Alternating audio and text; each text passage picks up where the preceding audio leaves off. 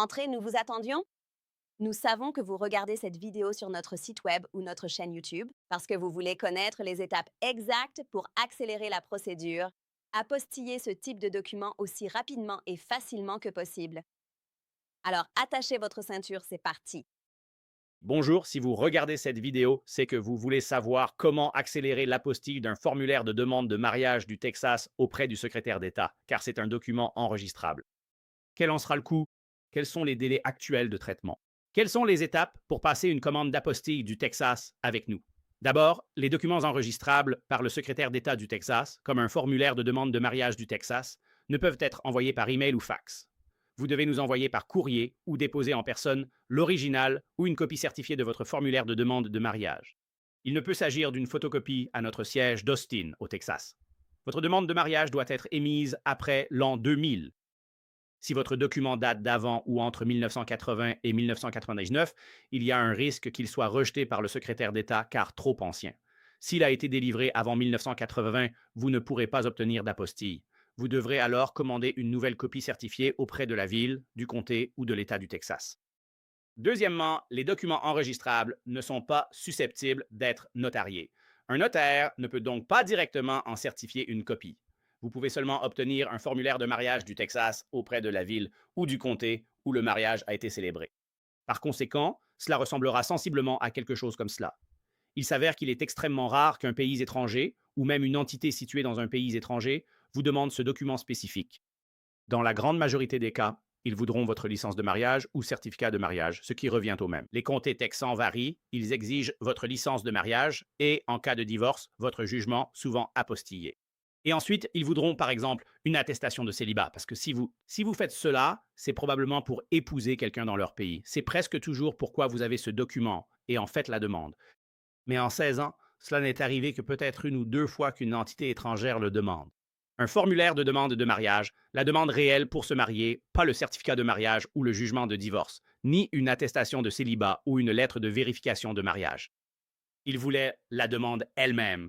Donc la demande peut être apostillée, mais il faut s'assurer qu'elle soit signée. C'est très important. Elle doit être signée par un greffier du comté ou de la ville.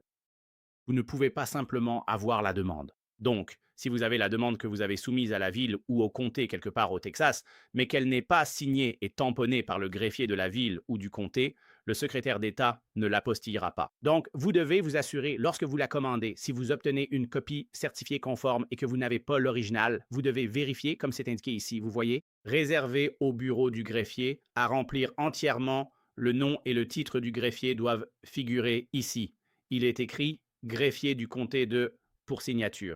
Tout cela doit être rempli parce que lorsque vous le faites, vous allez simplement remplir la partie supérieure, la partie blanche. La partie juste, ici, sera utilisée en interne par le comté où vous avez déposé votre demande de mariage. Donc, assurez-vous que si vous nous l'envoyez, il doit être signé à nouveau par le greffier de la ville et du comté. C'est très important. Sinon, ce sera rejeté et remboursé. Il faudra tout recommencer et repayer sans signature d'un greffier de ville ou de comté. C'est donc une exigence du secrétaire d'État. Sur tous les documents enregistrables, il doit y avoir le greffier de la ville, du comté, ainsi que leur titre, ou un registraire d'État comme l'État civil ou quelque chose de similaire. Il ne peut pas simplement y avoir un juge. Ils n'acceptent pas les juges. Les juges ne peuvent pas obtenir d'apostille sur leur signature. Il faut que ce soit, par exemple, si vous obtenez un jugement de divorce, le juge va le signer parce qu'il préside votre divorce. Mais l'obtention est différente. L'apostille repose sur la signature et le sceau du greffier du comté sur votre jugement de divorce. Elle est alors délivrée après vérification du greffier. Ils ne peuvent pas retrouver le juge dans leur système de base de données. C'est ainsi que cela fonctionne au Texas. Sur notre page de formulaire d'apostille, accessible via le bouton en bas de cette page, vous devez remplir le formulaire en ligne, l'imprimer, puis nous le déposer ou nous l'envoyer par courrier avec une étiquette de retour FedEx ou UPS prépayée. Ainsi, nous pourrons vous renvoyer tous vos documents ou les envoyer à la personne de votre choix, où que ce soit dans le monde. Ensuite, il y a l'étape numéro 2 qui concerne les instructions d'expédition. Ceci est l'étape 2. Tout cela va concerner l'expédition et la façon dont vous allez nous envoyer vos documents et les récupérer de notre part. Nous allons vous expliquer ce que vous pouvez et ne pouvez pas faire. Alors, première chose, on nous demande tout le temps, et c'est dans notre FAQ. Qui recommandons-nous pour l'envoi de vos documents? La réponse est claire, FedEx. On travaille avec eux depuis 16 ans et on a expédié sur 6 continents. On n'a pas encore visité l'Antarctique. Touche du bois. On espère. On livre dans le monde entier depuis 16 ans. On expédie uniquement via FedEx vers Columbia. Bureau lorsque nous traitons des documents fédéraux et des documents d'ambassade. Et en 16 ans, nous n'avons jamais eu, touchons du bois. Encore une fois, FedEx n'a jamais perdu un seul de nos colis, ni endommagé un seul de nos colis, au point que nous ne puissions pas les récupérer. Véritables apôtres. Et ils sont considérablement les plus abordables des 3 principaux grands transporteurs aux États-Unis. Peu de gens le savent car ils expédient mal. On va vous expliquer comment économiser gros et mieux utiliser FedEx. Donc, il faut utiliser FedEx OneRate. Peu le font. La plupart choisissent simplement FedEx et demandent un prix trop cher. Ils finissent par aller chez UPS ou USPS avec FedEx OneRate. Nous expliquons comment faire cela en détail avec une longue vidéo et des captures d'écran. Donc, si vous préférez regarder les captures et lire cette page, elle vous expliquera étape par étape comment le faire ici même. Pour FedEx et pour UPS. Donc, si vous utilisez FedEx OneRate, Austin est au centre du Texas. Quand on envoie nos documents à travers le pays jusqu'à l'océan Atlantique à Washington, D.C., cela ne nous coûte que 10,95 $ pour un envoi FedEx en 2 jours. On ne peut même pas envoyer de courrier ordinaire à ce prix-là au Texas. Lorsque nous faisons des devis, ce qui arrive fréquemment, UPS facture plus de 40 $ pour cette même livraison à la même adresse et avec la même rapidité. Et même la poste coûte plus de 23 $. C'est 2 fois plus cher avec la poste et 4 fois via UPS. Utilisez FedEx OneRate. Voilà le secret, le petit secret. Il suffit de cliquer ici et cela vous guidera pour le faire. Nous comprenons que pour l'Amérique du Sud, centrale ou l'Europe, utiliser FedEx ou UPS est très coûteux et il faut passer par DHL. Nous acceptons DHL, mais cela prendra simplement un peu plus de temps car il manque de bureaux proches. Donc cela va retarder d'1 jour. Parce que normalement, c'est le lendemain que cela devient possible, puis nous le déposerons. Nous le recommandons donc. Allez-y. Ces instructions expliquent sa création en ligne, partout dans le monde. Vous pouvez créer cette étiquette depuis chez vous sans avoir besoin de sortir. Ensuite, il vous suffit d'imprimer l'étiquette et de l'envoyer avec vos documents, ou vous pouvez aussi nous l'envoyer par email.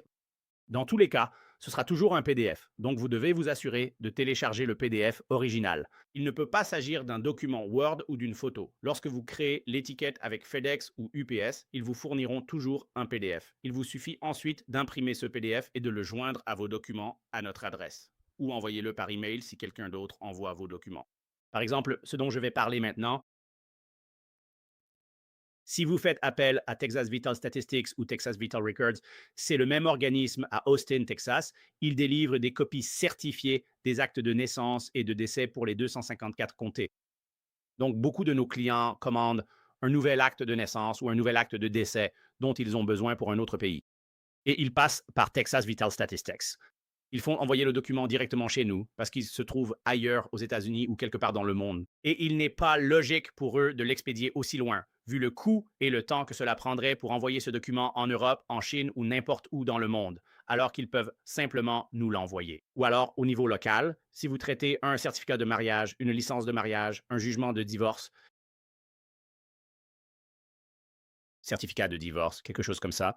Cela ne peut être fait qu'au niveau du comté ou de la ville. Donc, vous savez, le comté de Travis, ici à Austin, le comté de Harris, le comté de Dallas, le comté d'Apostle, le comté de Tarrant, le comté de Bexar. Vous savez, n'importe lequel de ces comtés au Texas ou les villes, vous pouvez les solliciter. Faites envoyer vos documents de divorce, de mariage ou de naissance ou de décès directement chez nous. Mais ceci est très important. Vous ne pouvez pas mettre votre adresse, votre nom dessus. Ce qui s'est passé, c'est que, à plusieurs reprises maintenant, des gens l'ont fait et le document a été renvoyé.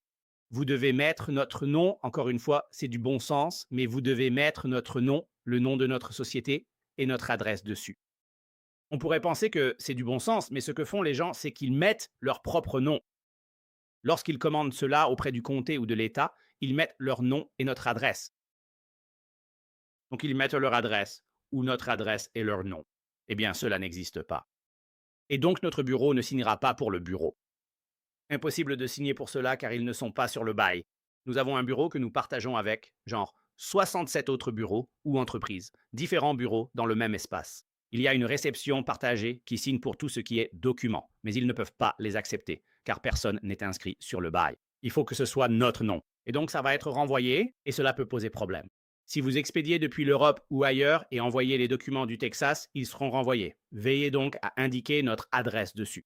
Vous pouvez inscrire le nom de notre entreprise. indiquez-le à votre attention avec votre nom. Ensuite, notre adresse et le téléphone, c'est bon. Nous ne devrions pas avoir de problème. Mais il faut vraiment vous assurer que notre nom Apostle Texas figure dessus lorsque vous nous l'envoyez. Vous devez vous assurer que c'est bien indiqué. Et puis l'autre chose concerne l'étiquette d'expédition prépayée. Donc une fois que nous aurons apostillé vos documents, vous devrez nous fournir une étiquette d'expédition prépayée. Et vous pouvez nous l'envoyer par email. Vous pouvez aussi nous l'envoyer par courrier avec vos documents. En déposant vos documents chez nous, vous obtenez une étiquette d'expédition. Le dépôt et l'apostille du secrétaire d'État se font uniquement à Austin, au nord du Texas. Vous ne pouvez pas le faire à Houston, Dallas, El Paso, San Antonio ou ailleurs. Donc, si vous comptez déposer les documents, ce que nous ne recommandons pas de faire. Et nous allons expliquer pourquoi à l'étape 3, mais vous pouvez aussi déposer une étiquette d'expédition prépayée. Mais sur cette étiquette d'expédition, vous ne pouvez pas mettre nos informations. Vous devez indiquer vos noms, téléphones et adresses, ou ceux d'un collègue, d'un ami, d'un proche ou de l'entreprise. Peu importe ce que vous mettez, mais vous ne pouvez pas mettre notre adresse car nous serions facturés par FedEx, UPS ou DHL. Si cela passe par la douane ou s'il y a des frais d'expédition supplémentaires à régler, ils voudront vous facturer davantage pour l'envoi. Cela se trouve donc dans le coin supérieur gauche. Donc, quand vous créez une étiquette d'expédition et on vous demande d'où ça part. D'accord. Nous ne sommes pas l'expéditeur. Nous ne sommes pas l'importateur. C'est vous qui créez l'étiquette d'expédition. Vous êtes l'importateur. Si cela part à l'étranger, vous devez indiquer qui envoie le colis, mais vous ne pouvez pas mettre notre adresse. C'est expédié depuis Austin, Texas, mais nous faisons seulement le dépôt. N'utilisez pas nos coordonnées. Nous ne renverrons aucun document si l'étiquette d'expédition contient nos informations, surtout vers l'étranger. Nous vous contacterons par email pour demander une nouvelle étiquette. C'est écrit ici, nous avons des vidéos et des captures d'écran. Vous ne pouvez pas faire ça.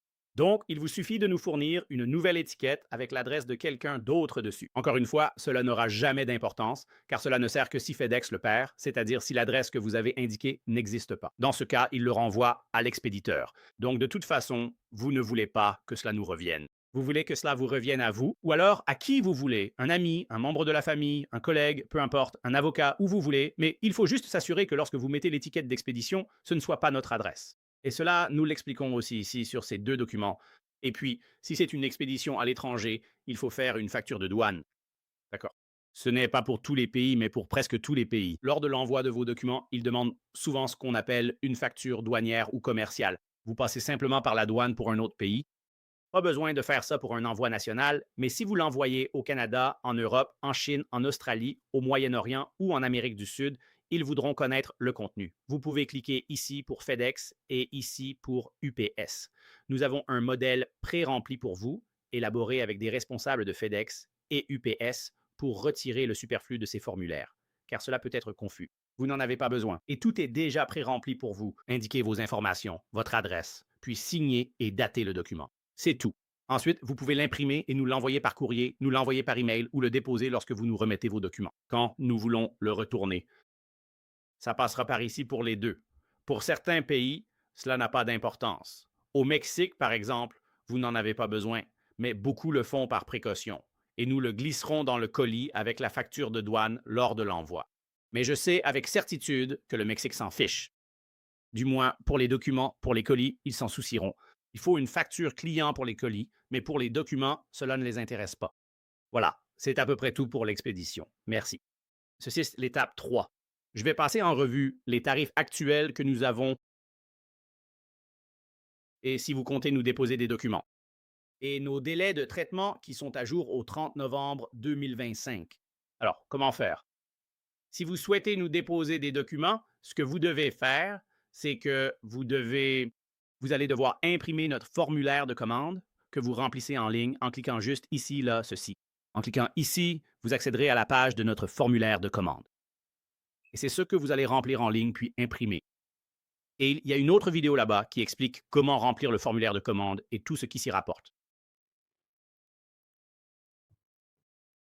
Donc, si vous allez, encore une fois, si vous allez nous envoyer vos documents par la poste, ce que la plupart des gens font, merci à vous, imprimez notre formulaire de commande et envoyez-le avec vos documents, comme nous l'indiquons à l'étape 2.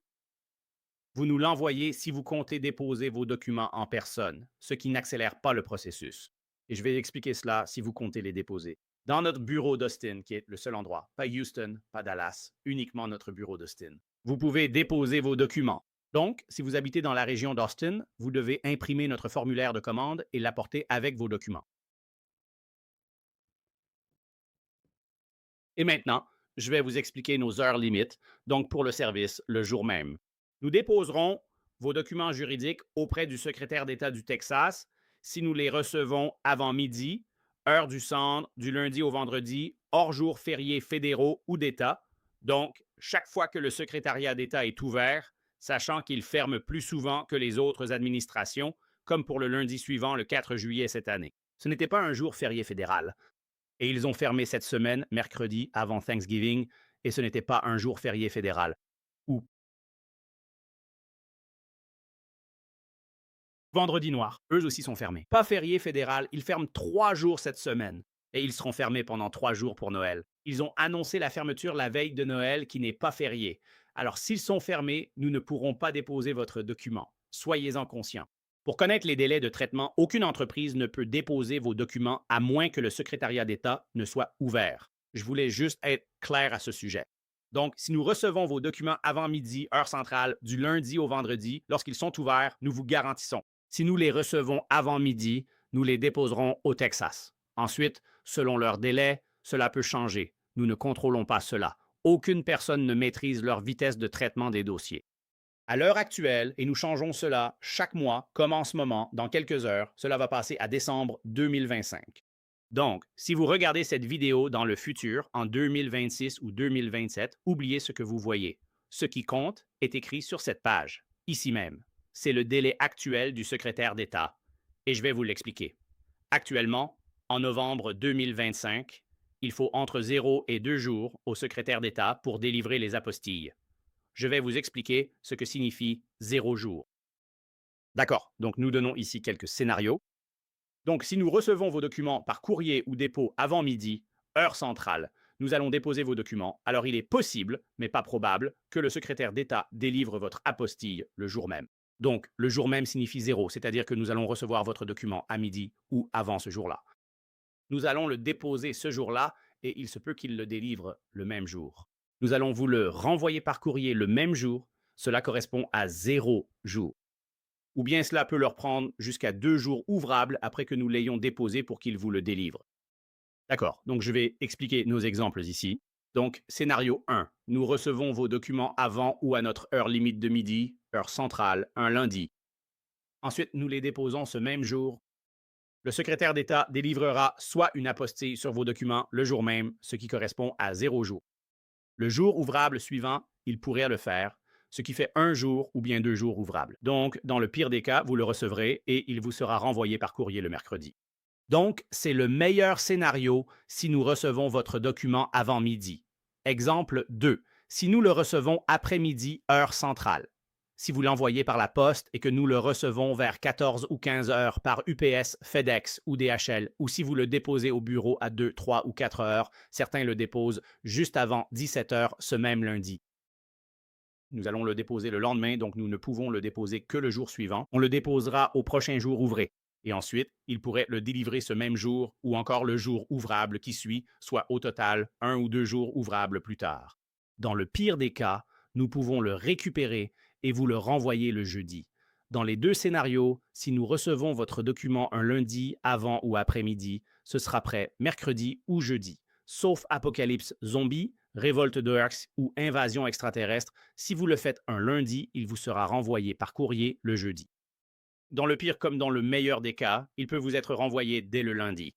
Donc, juste pour récapituler, et je ne saurais trop insister là-dessus, si vous vous rendez dans notre bureau principal à Austin pour déposer vos documents au lieu de les envoyer par courrier, cela n'accélère pas le processus. Peu importe si nous les recevons en dépôt ou par courrier, avant midi ou après, le délai de traitement sera le même. Beaucoup de gens ne lisent pas notre site web, ne nous contactent pas et se présentent en pensant que ce sera fait le jour même. C'est impossible car cela dépend du secrétaire d'État. Il décide s'il le délivre immédiatement ou sous 2 jours. Donc, s'il vous plaît, sauf si vous vivez vers Austin, cela n'accélère pas le processus. Envoyez-nous simplement vos documents en express, comme indiqué à l'étape 2. Ces tarifs sont valables aujourd'hui, mais ils pourraient changer en 2026, 2027 ou 2028, peu importe quand vous regardez cette vidéo. Ne vous fiez pas à ce que dit la vidéo, mais fiez-vous bien à ce qui est indiqué ici, juste ici, à ce qui est écrit ici même. Pour l'instant, ce sont les tarifs en vigueur. Pour le premier document, faire apostiller un document auprès du secrétaire d'État coûte 95 et cela inclut tous les frais de dépôt. Donc, vous ne nous faites pas de chèque ou de mandat ou de chèque de banque. Vous ne nous envoyez pas d'argent pour les frais de dépôt de l'État et vous ne faites pas la paperasse, vous ne nous envoyez pas le formulaire de l'État. On a nos formulaires et on paie les frais de dépôt. Ça fait 95 sans taxe. C'est seulement 95 tout compris. Profitez d'une remise si vous avez plusieurs documents. Et voici un petit tableau simple pour vous. Un document coûte 95 Pour 2 apostilles, c'est 170 245 les 3 et ainsi de suite. Ce sont les tarifs en vigueur. C'est tout. Chaque document supplémentaire coûte 75 Quand vous êtes prêt à commander, cliquez simplement sur ce bouton. Cela vous mènera à notre formulaire de commande d'apostille du Texas. Encore une fois, ceci ne concerne que le Texas. Cela ne concerne pas les tarifs fédéraux, les documents d'entreprise du Texas ou les frais d'ambassade.